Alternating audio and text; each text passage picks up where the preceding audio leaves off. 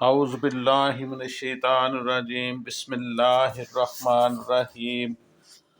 اللہ کے نیک بندو، ماہ رمضان کی آخری ساعتیں گزرتی جا رہی ہیں۔ تھوڑی دیر کے بعد امید ہے کہ آج عید کا چاند نظر آ جائے گا۔ آج 29 رمضان المبارک ہے۔ چونکہ سعودی عرب اور دیگر جو خلیجی ممالک ہیں ان میں آج کے دن عید منائی جا رہی ہے، تو اس چیز کا قوی امکان ہے کہ آج پاکستان میں بھی عید کا چاند نظر آ جائے، اور کل انشاءاللہ 31 مارچ کو 2025 کو عید مبارک ہو جائے گی۔ تو اس حوالے سے چونکہ آخری لمحات ماہ رمضان المبارک کے گزرتے جا رہے ہیں، تو کہتے ہیں کہ آخری لمحے پہ بھی اگر توبہ کی جائے تو اللہ تبارک و تعالیٰ فرماتے ہیں کہ میں توبہ قبول کر لیتا ہوں۔ تو اس سلسلے میں آپ کو بتانے جا رہا ہوں کہ ابھی لمحات ہیں، ابھی بھی توبہ کر لیں، اللہ تعالیٰ انشاءاللہ آپ کی توبہ کو قبول فرمائے گا۔ ایک دفعہ کا ذکر ہے کہ نبی پاک صلی اللہ تعالیٰ علیہ وآلہ وسلم صحابہ کرام کی محفل میں بیٹھے ہوئے تھے کہ آپ نے اچانک آمین آمین آمین کہا تو صحابہ حیران ہوئے، کوئی دعا کرنے والا بھی نہیں، اور آپ صلی اللہ تعالیٰ علیہ وآلہ وسلم آمین آمین آمین کہے جا رہے ہیں۔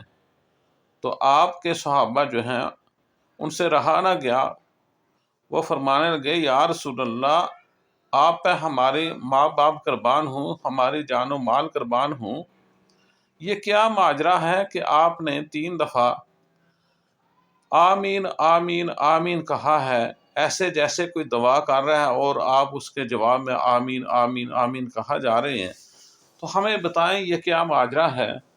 تو نبی پاک صلی اللہ تعالیٰ علیہ وآلہ وسلم نے فرمایا، اے میرے صحابہ، ابھی جبرائیل علیہ السلام آئے تھے میرے پاس، انہوں نے کہا کہ یا رسول اللہ صلی اللہ تعالیٰ علیہ وآلہ وسلم، جو کوئی شخص اپنی زندگی میں رمضان المبارک پائے اور وہ اپنے گناہوں کی بخشش نہ کروا سکے تو اس پہ اللہ کی لعنت ہو۔ تو انہوں نے یہ دعا دی تو میں نے کہا آمین۔ دیکھیے رمضان المبارک میں ہم جتنے بھی ہمارے گناہ ہوتے ہیں انہیں معاف کروانے کا ہمیں اللہ تعالیٰ موقع دیتے ہیں، تبھی تو اس میں لیلۃ القدر آئی ہے۔ لیلۃ القدر جو ہے وہ کتنے ہزار مہینوں سے بہتر ہے، تو اس لیے اللہ تعالیٰ کہتے ہیں کہ مجھ سے توبہ کرو، میں آپ کے سارے گناہوں کو معاف فرما دوں گا۔ استغفر اللہ زیادہ سے زیادہ بار کرنا چاہیے، استغفر اللہ استغفر اللہ۔ یہ ماہ رمضان کے آخری لمحات ہیں تاکہ اللہ تعالیٰ ان اللہ غفور الرحیم، اللہ تعالیٰ ہمارے سارے گناہوں کو معاف فرما دے۔ اے میرے مومن بھائیو، ابھی بھی موقع ہے، ابھی بھی آپ کے پاس وقت ہے شام ہونے کو، تو ابھی بھی اللہ کے ساتھ توبہ تنسوح کر لیں، اس سے معافی مانگ لیں، تو آپ کو اللہ تعالیٰ انشاءاللہ وہ معاف کر دے گا۔ وہ بہت بڑا غفور الرحیم ہے۔ انک لا کا غفور الرحیم، اللہ تعالیٰ بہت بڑا بخشنے والا ہے۔ انہ هو الغفور الرحیم، اللہ تعالیٰ نے مختلف طرح سے فرمایا کہ میں بہت بڑا غفور الرحیم ہوں۔ اللہ تعالیٰ تمام گناہوں کو معاف کر دیتے ہیں۔ تو دوسری بار جب نبی پاک صلی اللہ تعالیٰ علیہ وآلہ وسلم نے آمین کہا تو صحابہ نے جب پوچھا تو آپ نے بتایا کہ حضرت جبرائیل علیہ السلام نے یہ کہا ہے، اے محمد صلی اللہ علیہ وسلم، آپ کے امت کے وہ لوگ جو اپنے والدین کو پائیں بوڑھی حالت میں اور وہ اپنے گناہوں کو بخشش نہ کروا سکیں تو ان پہ بھی اللہ کی لعنت ہو۔ تو میں نے پھر بھی کہا آمین۔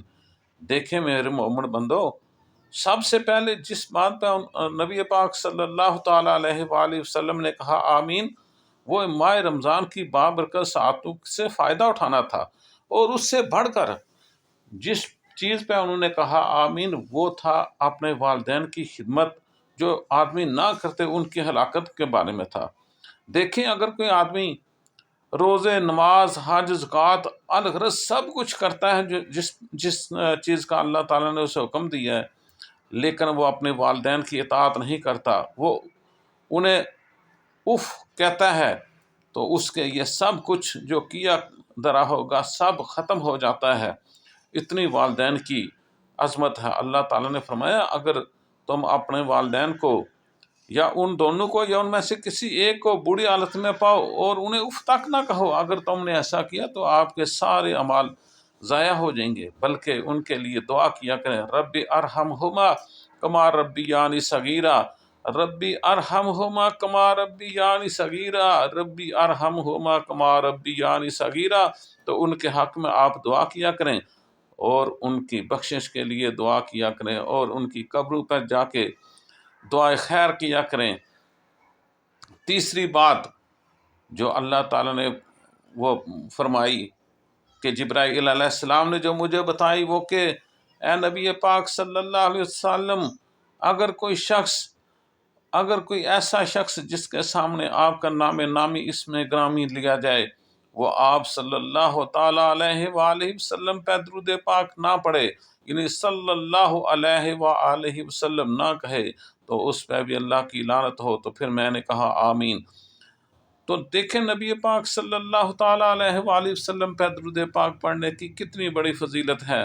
یہ اللہ تعالیٰ خود قرآن پاک میں فرماتے ہیں ان اللہ وملائکتہ یصلون علی النبی یا ایھا الذین آمنوا صلوا علیہ وسلموا تسلیما۔ دیکھیں اگر کوئی شخص پہلی دو چیزیں یعنی رمضان المبارک کا روزے بھی رکھتا ہے، اپنے والدین کی جس طرح اللہ نے حکم دیا ہے اسی طرح اطاعت کرتا ہے، اسی طرح ان کی خدمت کرتا ہے، اسی طرح ان کے حقوق کا خیال رکھتا ہے، سب کچھ وہ کرتا ہے جس کا اللہ نے حکم دیا ہے، لیکن جب نبی کریم صلی اللہ تعالیٰ علیہ وآلہ وسلم کا نام نامی اسم گرامی اس کے سامنے آ جائے تو وہ صلو علی الحبیب صلی اللہ تعالیٰ علیہ وآلہ وسلم نہ کہے تو پہلے دو کام بھی اس کے کسی کام کے نہیں۔ اتنی بڑی اہمیت کے حامل ہے نبی پاک صلی اللہ تعالیٰ علیہ وآلہ وسلم پہ درود پاک پڑھنا۔ اے مومنو، جب بھی نبی پاک صلی اللہ تعالیٰ علیہ وآلہ وسلم کا اسم گرامی آپ کے سامنے آئے تو آپ صلی اللہ علیہ وسلم پہ درود پاک کی برسات کر دیا کریں، کیونکہ ایک بار نبی پاک صلی اللہ تعالیٰ علیہ وآلہ وسلم پہ درود پاک پڑھنے سے انسان کے 10 گناہ معاف ہوتے ہیں، اس کے 10 نیکیاں اس کو ملتی ہیں، اس کے 10 درجات بلند ہوتے ہیں اور اس پر اللہ کی 10 رحمتیں جو ہیں وہ نازل ہوتی ہیں۔ تو ہم کیوں نہ پھر بار بار پڑھیں صلو علی الحبیب صلی اللہ تعالیٰ علیہ وآلہ وسلم۔